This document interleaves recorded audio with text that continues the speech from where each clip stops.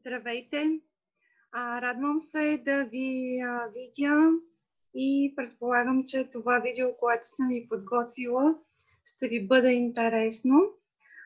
Във връзка все пак с обстановката и с времето, в което живеем и срещата ми с хората на живо, онлайн, ми се иска днес да ви представя 3 начина, които ще ви помогнат да повишите своето настроение, да възвърнете своята усмивка. Мисля, че е изключително актуално и важно днес да го правим. И защо е така? Защото тогава, когато се научим наистина да имаме своите начини за повишаване на настроението, да намираме смисъла, да се усмихваме, да правим нещо добро, да преобразуваме и трансформираме проблемите в позитив, всъщност това наистина повишава нашето настроение и така кара ни да откриваме смисъла на живота си. Кога пада настроението и от какво зависи то първоначално, ще ви покажа. И всъщност тогава, когато хормона серотонин намалее нивата в нашия мозък, всъщност тогава нашето настроение се понижава. Причините са различни. Днес обаче ще ви покажа 3 причини, които така да ви помогнат наистина да повишите серотонина в мозъка си и съответно да се повиши вашето настроение. Какво казват специалистите по тази тема?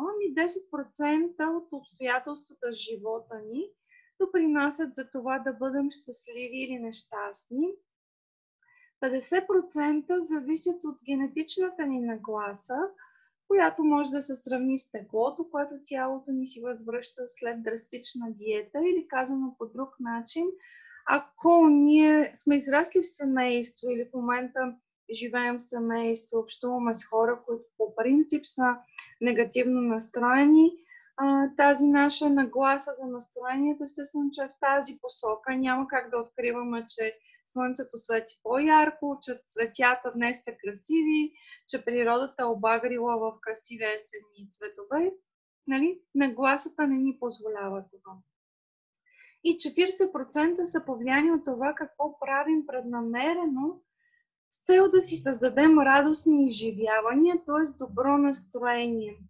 И тук е добре наистина да сложим фокус дали ние се оставаме сутрин вследствие на това, че тялото ни не се чувства добре или пък съответно в ума ни веднага нахуват някакви негативни мисли или пък следствие на това, че постоянно получаваме негативна информация от медиите за толкова и толкова случаи. Какво правим ние тогава? Оставаме се на тази ситуация, повлияваме се от всички тези новини, които получаваме, от съответно проявленията в нашето тяло, или напротив, казваме си, всичко зависи от мен и днес аз ще си избера настроението, както си избирам дрехите и както предпочитам да пия кафе или чай в своето ежедневие. Ето ги 3 начина да повишим настроението. Няма да ви препоръчвам тези, които вие може би знаете, за храненето, което в този сезон трябва да е съобразено наистина с храните и културите, които много често са разпространени тук в България и зависят все пак от климатичните условия на нашата страна и всъщност с много по-добри хранителни качества. Това предполагам, че вече като информация изключително много повечето от вас го знаят. Знам, че хората днес обичат да се информират и знаят за това какви храни е добре да консумираме. Няма да ви говоря и за движението. Да, изключително важно, повишава настроението ни. Няма да ви говоря и за емоциите, въпреки че те са част така от моите познания и нещото, за което много често в моите индивидуални консултации или в групите, които организирам, работим за това. Днес ще ви покажа 3 различни начина. Ето го първия. Може би някога сте го правили, но сте го забравили или пък никога не сте го практикували, Ето днес ще припомня или ще ви покажа едно ново знание, което можете да практикувате. Това е да извадите стария албум. Стария албум от детството с едни снимки, най-често децата там са усмихнати или пък понякога има такива смешни ситуации. Обикновено аз в моя албум съм откривала покрай, тогава беше Нова година, Коледа толкова не се празнуваше. По-рано родените като мен знаят за това. Тоест, едни такива смешни ситуации покрай елхата, където очаквайки Дядо Мраз или Дядо Коледа, сте в една ситуация, то смешна, то тъжна. И на мен лично тези снимки ми носят много настроение и така ми дават необходимата доза емоция, която ме кара да се задвижа и да заработя, да построя своя график за деня. Още какво можете тук от албумите? Предполагам, че всеки от вас има албум с прекарани добре ваканции с приятели, с семейството, с забавни хора, с едно хоби или пък там, където ходите на хоби, на спорт, на народни танци, на някакви други изкуства.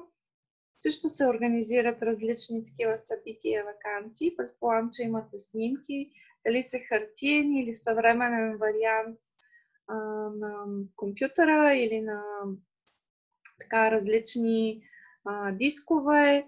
Можете да извадите и да ги разгледате. Просто позволете на емоцията да ви залее. Тази емоция, когато спомнете си за времето, когато е направена тази снимка и как сте се чувствали и в момента какви емоции събужда. Всъщност, учените са установили, че този начин повишава настроението ни до 11%. Много повече от това да хапнем шоколад, много повече дори от алкохола, който замъглява съзнанието ни. Всъщност, понякога си мислим, че това е момента, в който така разпускаме и се чувстваме по-добре. Не. Всъщност връщането към тези спомени в детството, прекараните моменти с любими и скъпи хора, много повече повишават нашето настроение. Причина номер 2. Според изследванията, това, което е много важно да направим, е да сложим ред на работното си място или у дома. Зависи къде се намираме. Днес в тази ситуация изключително така модерно е и актуално да сме home office. Така че където и да сте, ако искате наистина да повишите своето настроение, да задвижите енергията, да ви дойдат едни креативни идеи, да се събудите от тази летаргия, тогава сложете ред на бюрото или у дома.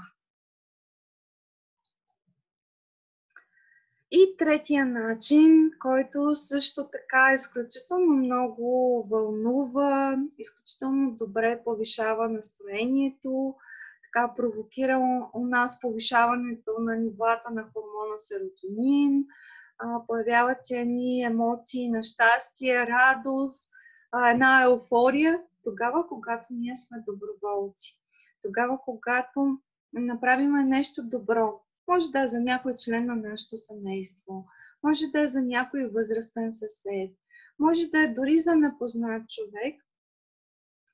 Стремете се в своето ежедневие наистина да правите нещо добро.